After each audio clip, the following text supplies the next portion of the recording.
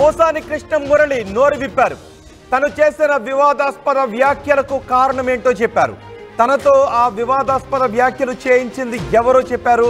తనతో అలా తిట్టమని ఎవరు చెప్పారో, ఎవరు ప్లాన్ చేశారో, ఎవరు స్క్రిప్ట్ ఇచ్చారో ఈ వివరాలన్నీ పోసాని కృష్ణమురళి ఇప్పుడు పోలీసుల ముందు ఒప్పుకున్నారు.